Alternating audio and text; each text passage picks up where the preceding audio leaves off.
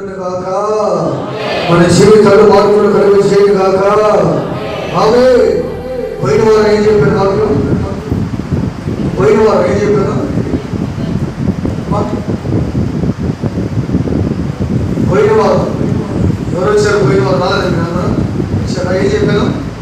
గద్దింపుకు లోబడిన వారు ఎవరని చెప్పారు? గద్దింపుకి లోబడిన వారు ఎవరు? ఎవరని చెప్పాను? ఎన్ని మాటలు చెప్పా?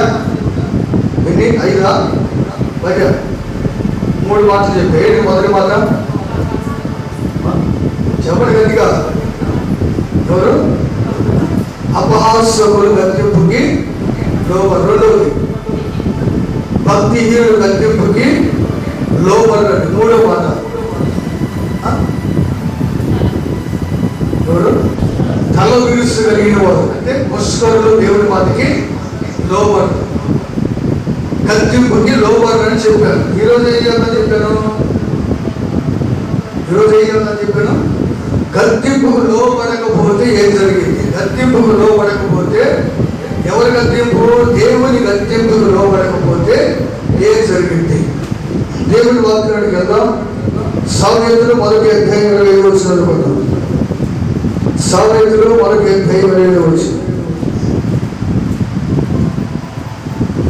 1వ అధ్యాయం 20వ వచనం. 25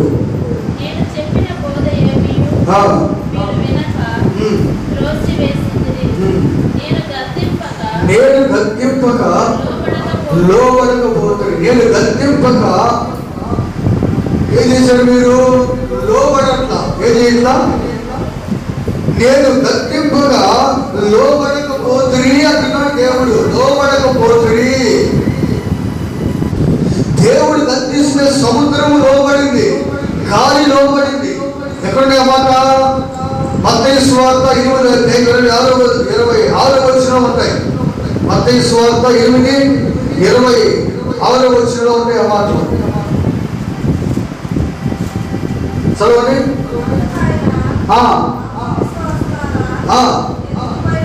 అల్ప విశ్వాసాలు ఎందుకు భయపడుతున్నారు? లేచి గాలి సముద్రమును గద్దింపగా నిమ్మలమైన చప్పట్లు కొట్టేసి కనపడదా? కొట్టడే గట్టిగా మనసారా దేవునికి మహిమగా.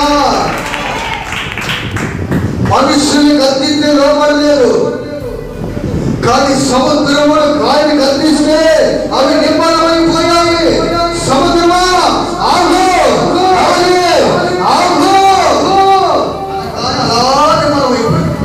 ఒక్కసారిగా ఉప్పిడిగా లేచింది గాలి, తుఫాను. సముద్రంలో పయనిస్తున్న ఆ ఓడ మీదకి ఒక్కసారిగా లేచింది ఉప్పిడిగా. ఎప్పుడైతే యేసయ్య గద్దించాడో ఏమైందని? యేసయ్యను గద్దిస్తే నేను లోబడను, మనిషిని లోబడట్లేదు, ఎందుకు లోబడాలంట అంటే ఏమైందంటే గద్దింపగా నిమ్మలమాయను. గద్దింపగా ఏమైందండి అన్న చెప్పాలి? ఏమైందండి? నిమ్మలమైంది, దేవుడికి లోబడింది. నెక్స్ట్ మార్కు సువార్త 25:27 వరకు. మార్కు సువార్త 1వ అధ్యాయం 25వ వచనం దగ్గర నుంచి 27వ వచనం వరకు చదువుకున్నాం.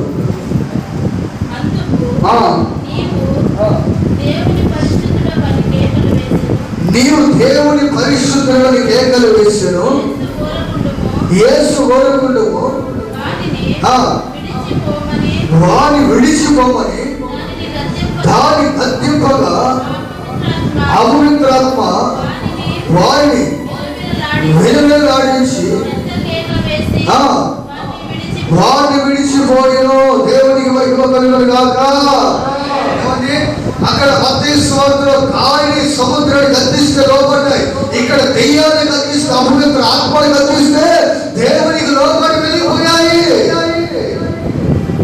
ఈ రోజు మనిషిని గద్దిస్తే లోపడి దెయ్యాలు లోపడుతున్నాయి, ప్రకృతి లోపడుతుంది, అన్ని లోపడుతున్నాయి దేవునికి. కానీ ఎవరు లోపడట్లా? ఆశ్చర్యమైన సంగతి ఏంటి?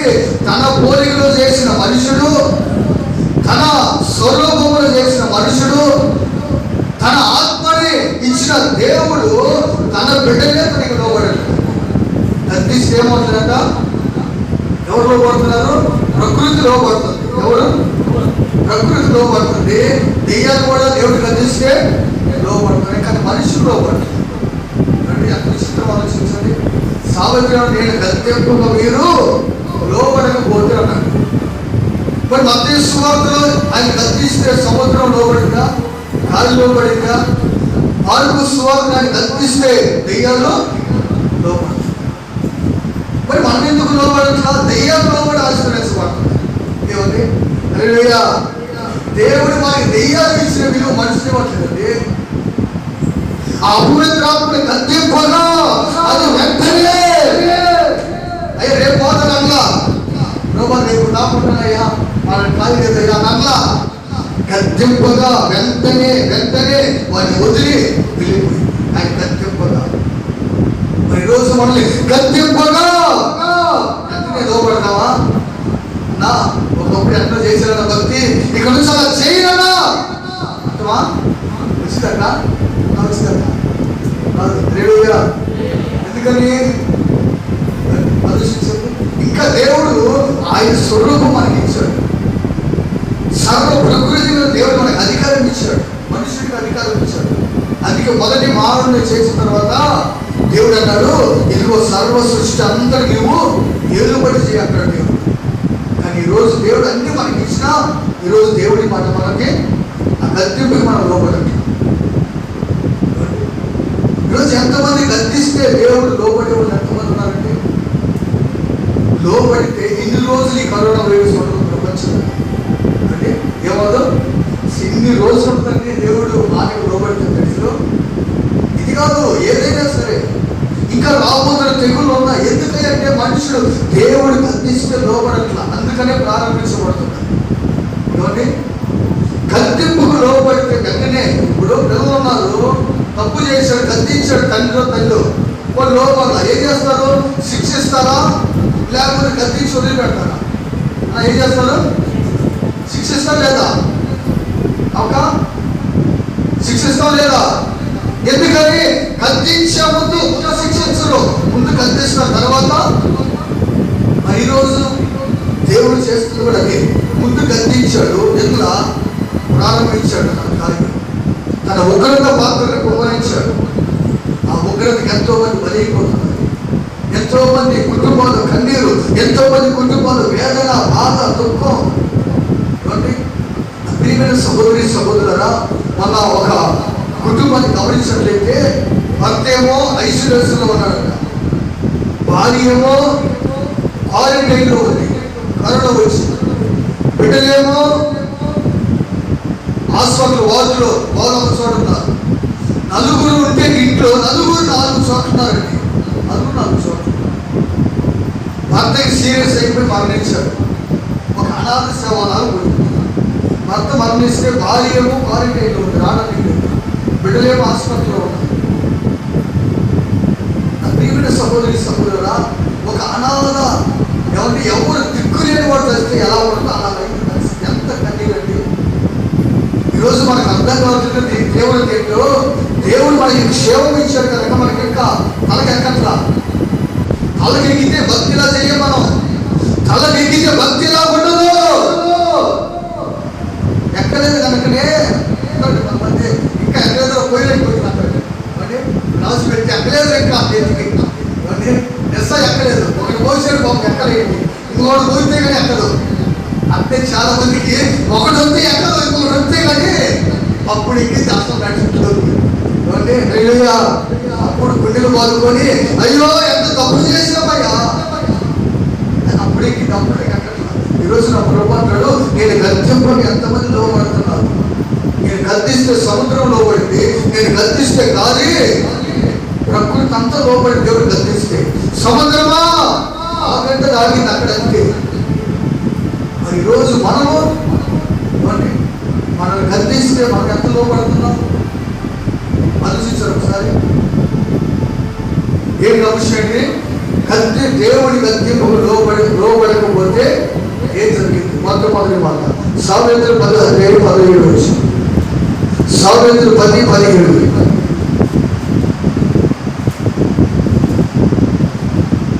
సామెతలు 10:17 వచ్చి, ఉపదేశం ఉపదేశమును అంగీకరించువాడు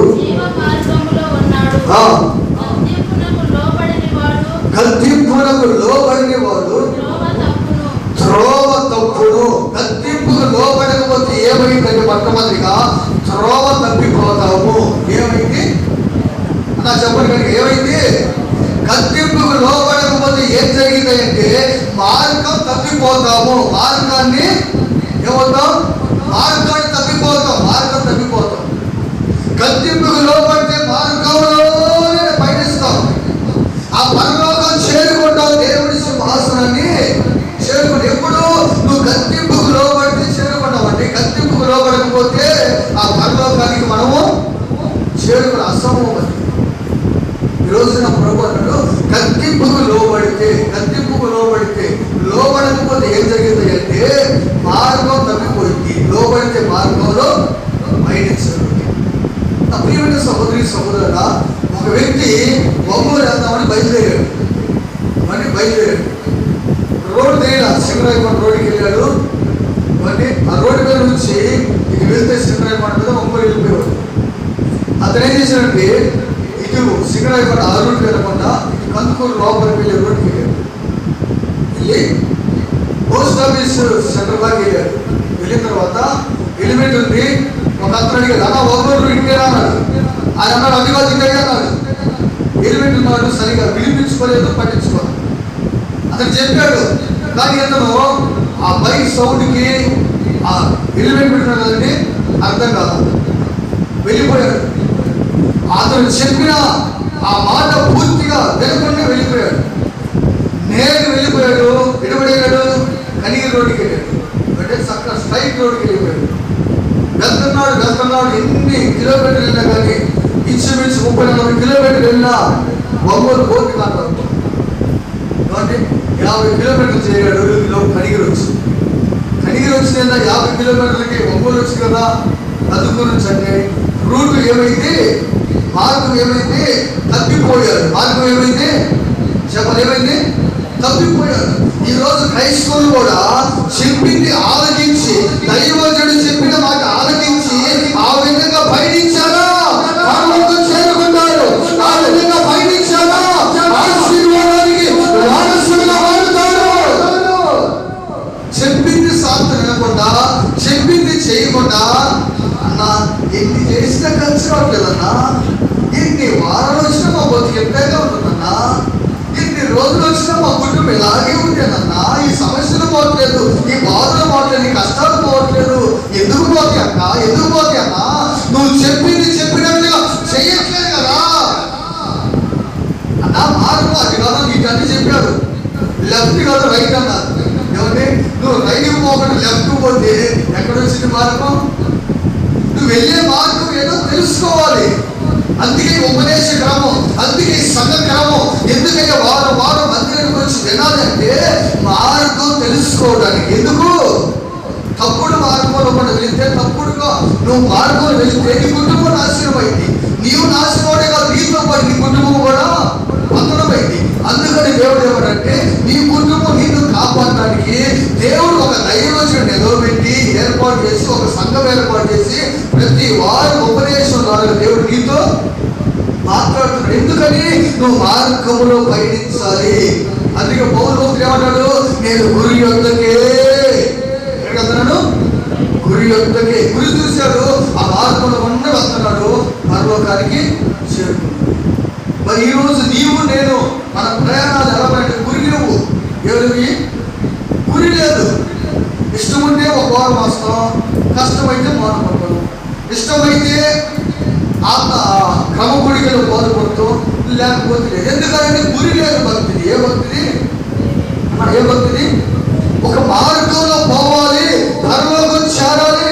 రేపు నా దేవుడు బాగా నమ్మకమైన దాసుడా అనాలను లేదు. ఆ తీవ్రత అంటే లేదు, తీవ్రత లేదు. ఏదో రావాలి కనుక వస్తున్నాము, వినాలి అని నాకు మాట్లాడుతున్నాము, ఆ విధంగా నడుస్తున్నాము అంటే లేదు. ఇట్లా ఆ విధమైన అనుభవం నడుస్తున్నామంటే లేదు. అది ఈరోజు నా ప్రభు అంటాడు, గద్దింపుకు లోబడకపోతే మొట్టమొదటిగా ఏం జరిగింది? మార్గమే తప్పిపోయింది. ఏమైంది? చెప్పాలి ఏమైంది? గద్దింపుకు లోబడకపోతే నీ మార్గమే పక్కకు పోయిందనుకో, ఇక నీ బతుకంతా కూడా నీకు దీవెనకరంగా ఉండదు. అది ఆశ్చర్యకరంగా ఉండదు. బతుకుతున్నామని పేరు మాత్రం ఉండదు, కానీ శరీరానికి ఏదో ఆకారానికి బతుకుతున్నాం అంతే. ఆ బతుకు బతికినా ఒకటే, బతుకుపోయినా ఒకటే. అది బతుకు, అది దేవునికి ఇష్టపడదు, నీ కుటుంబానికి దీవెనకరపడదు, సంఘానికి దీవెనకరపడదు. ఏదో అందరూ బ్రతుకున్నాం, నేను బ్రతుకుతున్నానయ్యా సరిపెట్టు. దేవునికి వైపులో వెలుగులు దాకా అవే ఏం చేయాలి? మార్గం తప్పుకోకుండా ఉన్నాడు. ఏం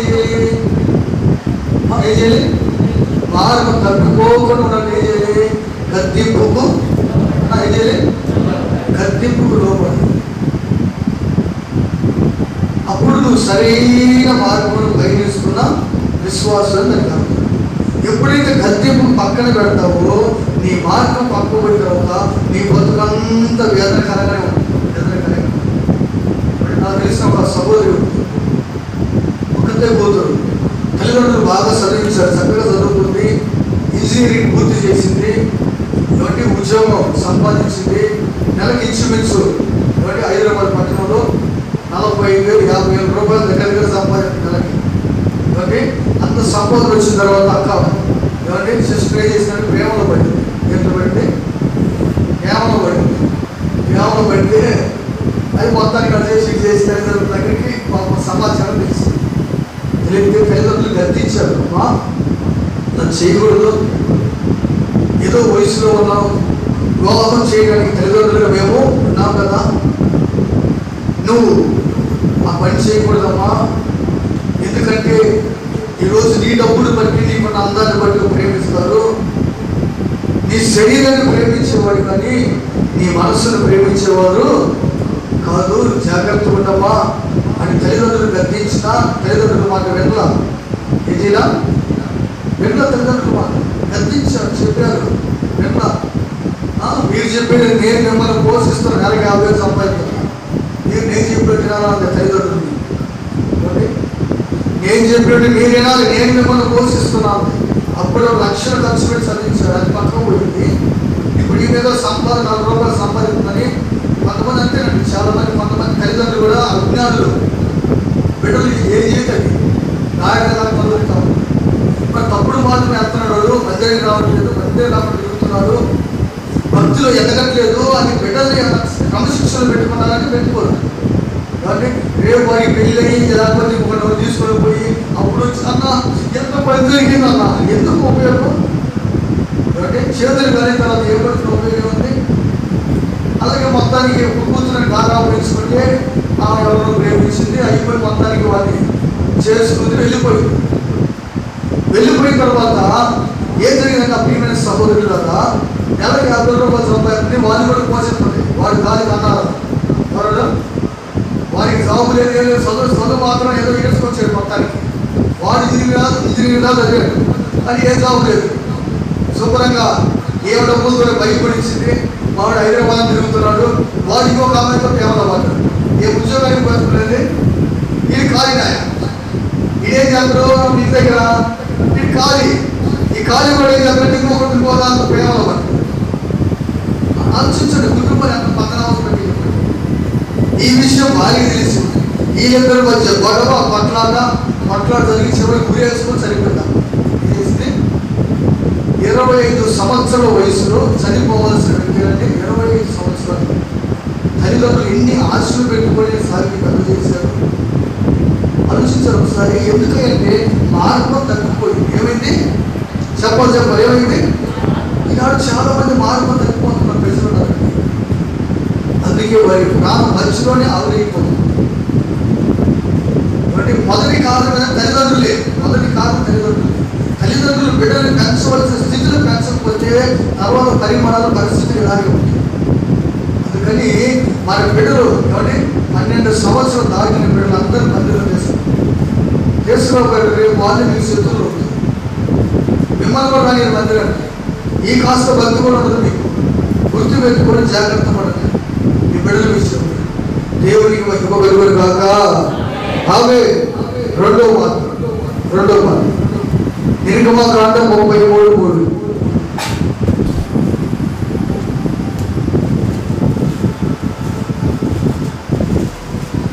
నిర్గమకాండం 33:3. మీరు లోబడినొల్లని ప్రజలు కనుక నేను మీతో కూడా రాను. 40 గద్దింపుకి, దేవుడి గద్దింపుకు లోబడకపోతే రెండోదిగా దేవుడు మనతో పాటు రాడు. దేవుడు మనతో పాటు చెప్పాలి ఏం చేయడు? దేవుడు మనతో పాటు కూడా రాడు. నువ్వు ఆయన గద్దింపుకు లోబడి ఆయన సన్నిధికి నువ్వు రాలేకపోతే క్రమంగా రేపు నీకేదైనా అవసరం వస్తే ఆయన నీతో పాటు రాడు. యేసయ్యా పిలిచేవాడికో చూసేదే పోమాటాడు, అంటే చూసేదే పోతాడు. గద్దింపు సాలిపో, ఎందుకయ్యా నేను పిలిస్తే నువ్వు రాలేదు కదా. అంటే 6:30 కల్లా పైకి పెట్టి పాస్టర్ స్తోత్రం అన్నాడు శనివారం. అంటే నువ్వు కంచం అంతా నాది అంటే యేసయ్యా ఏ బాధయ్యా, పడు బాధ ఏం చేస్తావు మరి? అంటే నీకు సమయం ఉంది, అవకాశం ఉంది, ఎందుకని నిర్లక్ష్యం? ఎందుకని అంత భక్తిహీనత, బుద్ధిహీనత? అంటే నీకు మందిరం ఏమైనా దూరమా? కిలోమీటర్ల దూరం ఉందా? కిలోమీటర్ల కొద్దిగా దూరం ఉందా మందిరం రావడానికి? మందిరం సమీపంగా ఉండి బుద్ధిహీనంగా ఇంట్లో ఉండమంటే అది ఎంత బుద్ధిహీనత ఆలోచించి ఒకసారి దేవుడు అన్నాడు, నువ్వు నా గద్దింపుకు లోబడలేదు కనుక, నువ్వు నా సన్నిధికి రాలేదు కనుక నేను పిలిచినప్పుడు రాను.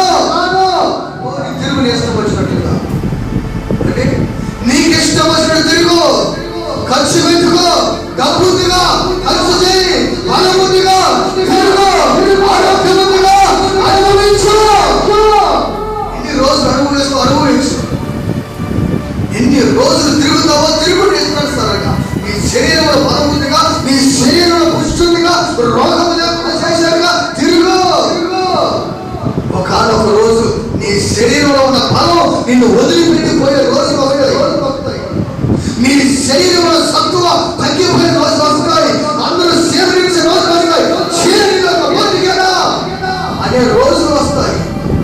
అప్పుడు యేసయ్యా క్షమించడం అనుకో, పనికి పడతాను. ఎన్నిసార్లు గద్దించాను నేను? విన్నావా మాట? మార్చుకున్నావా జీవితాన్ని? కానీ విచిత్రమైన సంగతి ఏంటి చెప్పన్నారా? నిన్న పోయిన ఆదివారం వారికి ఉపదేశానికి లోబడి 17-18 సంవత్సరాల వయసు మా అమ్మాయి బాబు తీసుకొచ్చారు. సపోర్ట్ దేవుడికి మహిమగా గమనిస్తున్నారు. గద్దింపుకు లోబడి పోయిన నా జీవితం ఆలస్యమైపోయింది. నేను బాబు తీసుకున్నాను. 18 సంవత్సరాలు గమనిస్తున్నాను. 17-18 ఈరోజు ఎంతమంది వయసు మీద పడతారు ఇంకా బాబు తీశారు. అంటే ఎందుకని గద్దింపుకు లోబడక. ప్రియ సహోదరులారా, నీకు 15-16 దాటాయంటే నువ్వు అర్హత ఉన్నట్టు. నువ్వు మారు మనసుకొని బాప్తిస్మో తీసుకోవచ్చు. ఎన్ని వారాలు వాటిని గద్దింపుకు లోబడకుండా తిరుగుతావు? ప్రభు అంటాడు, నువ్వు నా గద్దింపుకు లోబడి నువ్వు క్రమంగా నువ్వు చేయలేదు దాన్ని బట్టి నీ ఇష్టానుసారంగా తిరుగుతున్నా కానీ తిరుగు.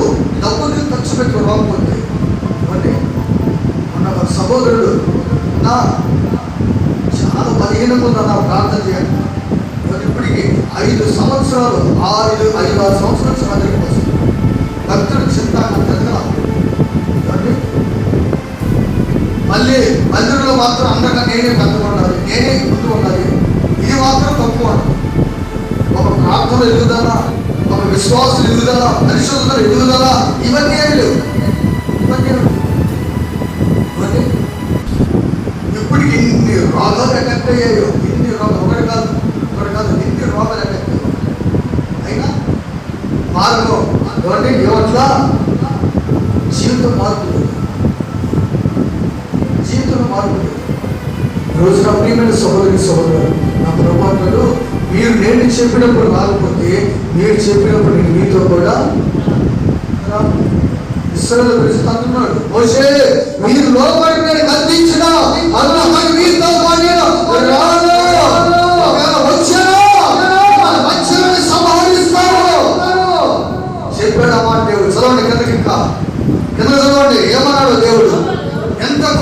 తెలుసు దేవుడిగా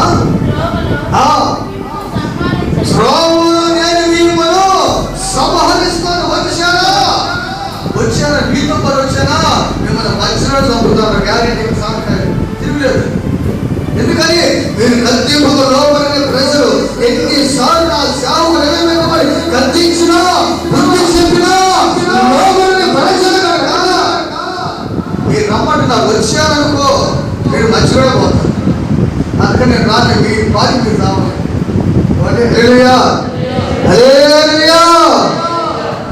లోపడట్లా నేను వచ్చి ఏం చేస్తాను? ఇక మాతో పాటు అయ్యా యుద్ధానికి పోతున్నాం, ఎక్కడ పోతున్నాం, ఇక్కడ పోతున్నాం, ఎక్కడ తీవ్రాన్ని ఇష్టం వచ్చినట్టుగా ఎక్కడ కత్తింపుకు లోపడగా నువ్వు త్రాగులు మానుకో, నీ మేకడం మానుకో, నీ జోదం మానుకో, నీ విచ్చలవిడితనం మానుకో, నీ సినిమాలు సీరియల్ మానుకోవు, ఊసులు మానుకో. సేపు తింటాక ఏమైంది? అయ్యా తింటూ ఆ నోడు అంత పడిపోయింది. ఏమంటే అది ఏమైంది? సాబంటే రాయి సాగు రాయిలో పోయిన లోపల అరేయ్యా అరేయ్యా వాడి మధ్య ఒక అక్కతో ఒక తల్లి చూశాను.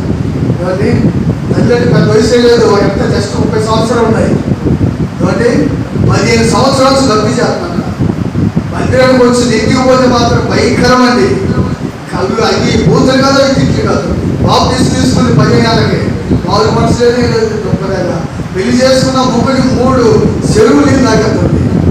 30 సంవత్సరాలకి నోరు పడుతుంది. దేవుడు చూసి చూసి చూసి 15 సంవత్సరాలు చూశాడు. ఎన్ని సంవత్సరాలు? 15 సంవత్సరాలు చూశాడు. ఇంకేం గొప్పదైనా ఇక నీ బతికితే అని నోరు కట్ చేశాడు. నోరు కట్ చేశాడు. రోజు ఎక్కడికి వెళ్తున్నాక యాక్సిడెంట్ అయింది. కాబట్టి ముద్దలు పెట్టి 3 కొలు మొత్తం పోయాడు. ఏం లేదు తింటానికి దౌడపోతు సహా తిరుగుతాయట. చరిత్ర ఎవరికి ఎరగవు కానీ ఇరిగాయి. అది చరిత్ర. దేవుడికి మహిమగలుగుతుంది కాక మా దేవుడు చేసే కార్యాలు ఉంటాయి. చరిత్రలో ఎవరికి జరగదు. కానీ మూతంతో బయలుదేరి పళ్ళు పెళ్ళే ఉంటాయి. కానీ విచిత్రం అంటే ఒక మొత్తం ఉంది, పళ్ళు మొత్తం ఊడిపోయింది. అదే దెబ్బ విచిత్రం. కానీ పట్కాలు బట్టి లాగితే సొప్పని వచ్చినట్టు కింద పై ఏది ఒక్కరితామని లేదు. పాపం ఇది దొబ్బదాన్ని సోతుందిగా సపరేట్గా అంటే సోది పెట్టలేక నా చీపట్టి ఆ పని సరిగేంత వరకు కదంటా. ఇలా గజ్జింపు లోబడి ఉన్నప్పుడు కాస్త ఉంచుకొని ప్రభా స్తోత్రం లోబడి ప్రసాదం కొడుతున్నాయేమో, రేపు పనిలో కొడుతున్నాయా, అది మంచిది అంటారు, ఇది మంచిది అంటారు. దేవుడు శరీరం తీసుకుంటే అది భయంకరం. మనం మార్చుకున్నాం అనుకో అది బాగుంటుంది. హల్లెలూయా హల్లెలూయా. ఏం చదువుతున్న అంశం ఏంటి? గద్దెంపుకు లోబడకపోతే, దేవుడి గద్దెంపుకు లోబడకపోతే ఏం జరిగింది? మొదటిగా ఏం జరిగింది? త్రోవ మార్గము తప్పిపోతాం మొట్టమొదటి. రెండో భాగం దేవుడి మనతో పాటు కూడా రాడు. ఒక మనపోవాల్సింది అడిగిపోయినా ఏ ఊరు పోయినా మనమే, వ్యాపారానికి పో, ఉద్యోగానికి పో, కూలికి పో, నాలుగు ఎక్కడికైనా పో, నీతో పాటు దేవుడు దేవుడి దేవతలు నీతో పాటు రావు. మన నాలుగు అంతే, మన నాలుగు భూమి మీద మనిషిగా రోజున మాట్లాడు గద్దెంపుకు లోపలికి మీతో పాటు కూడా వస్తాను. దేవుడికి మహిమగలుగును గాక. ఆమె మూడవ మాట యెషయా గ్రంథం 30 వచ్చింది. యెషయా గ్రంథం 30 వచ్చింది.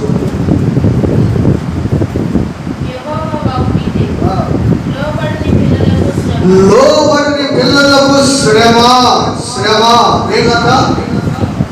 గద్దెంపుకు లోబడకపోతే ఏమొస్తాయి? ఏమొస్తాయక చెప్పండి. ఏమొస్తాయి? శ్రమలు. శ్రమలు రెండు రకాలు వస్తాయి. ఒక రకం దేవుడు మనం పరీక్షించినప్పుడు శ్రమలు వస్తాయి. ఆ శ్రమలు వేరు. ఎందుకంటే ఆ శ్రమ వచ్చినప్పుడు దేవుడు నన్ను తప్పించడానికి మరల మార్గము సరళం చేస్తాడు. దేవుడి గద్దెంపుకు లోబడకపోతే వచ్చే శ్రమ అది భయంకరం. అది భయంకరం ఉంటుంది. దేవుడు మనల్ని పరీక్షించినప్పుడు వచ్చే శ్రమల కన్నా దేవుడి గద్దెంపుకు లోబడకపోతే వచ్చే శ్రమలు అది భయంకరమైన పరిస్థితి. ఎలా ఉంటుంది? భయంకరమైన పరిస్థితి. ఇశ్రాయేలు ప్రజలు ఐగుప్తు నుంచి బయలుదేరిన తర్వాత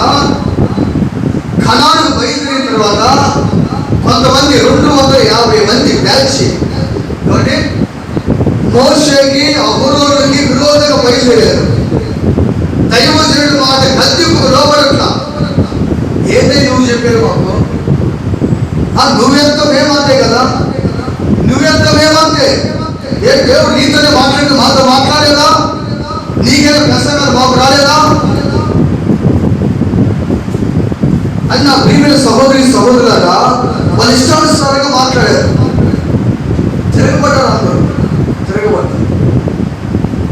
కానీ వాళ్ళకు వచ్చిన శ్రమలకు తెలిసిన వాళ్ళు బతికొండగానే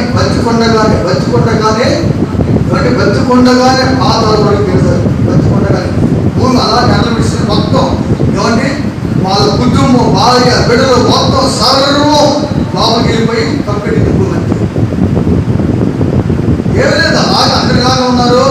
అందరూ దైవజనుడి దగ్గరకు వచ్చి ఎదురు ఏమన్నా అందరూ కూర్చున్నారు, మాట్లాడారు. అందరూ నిలబడి ఏందయ్యా నువ్వే పెద్ద చేపడి మాస్టర్ లెగితే గతి మన ఇలా ఉంటారు అలా ఉంటారు. యాడుంటే ఏంటో మా బాధలో అంటే ఏదో బాధలు పోతే మేము వస్తే బాగు పై బాధ అయిపోయినట్టు. హల్లెలూయా అవన్నీ ఇది బాగుపడగల ఎవరి కొరకి? మీకు క్షేమం కొరకు, క్షేమం ఉంటారు. ఇది కాదు బ్రతుకు, భూమి మీద 60-70 సంవత్సరాలు శాశ్వతమైన బ్రతుకు ఉంటుంది. అందుకొరకు ఈ బాధలు కష్టం. ఇదేముందండి? ఎవడైనా బతుకుతున్నాడు, మందిరానికి వచ్చేవాడైనా బతుకుతున్నాడు, భూమి మీద రానివాడైనా బతుకుతున్నాడు. దేవుడు చచ్చిన తర్వాతే జీవితం అసలు ప్రారంభమైంది. ఇది కాదు. ఇప్పుడు మిమ్మల్ని అందరినీ సిద్ధపాటు, ఏంటిది ఈ గద్దెం పిల్లలకి సిద్ధపాటు కొరకు అంతే. ఇది కాదు శాశ్వతమైంది. భక్తి చేసేవాడు బతుకుతున్నాడు, భక్తి చేయనివాడు కూడా బతుకుతున్నాడు. కానీ ఇది కాదు. దీని కొరకు నాకు మిమ్మల్ని సిద్ధపాటు చేస్తుంది. ఈ భూమిని స్వతంత్రించడానికి వారు సిద్ధపాటు చేస్తుంది. దేని కొరకు అంటే ఆ పరమ కణానికి మిమ్మల్ని చేర్చాలి. ఈ తపన, ఈ బాధ, ఈ వేదన భూమి మీద ఆశీర్వాదం కాదు, ఆ పరలోకంలో మిమ్మల్ని చేర్చాలి. ఆ పరమ కణాల్లో మీరు కూడా ఉండాలి అని ఒక ఆశ వాచుతో ప్రభు అంటాడు, నా గద్దింపుకు లోబడకపోతే శ్రమలు మీకు రావచ్చు. ఎలా కూడా తెలిసిన చూడండి, ప్రకటన గ్రంథము 2వ అధ్యాయం 22వ వచనం. ప్రకటన గ్రంథము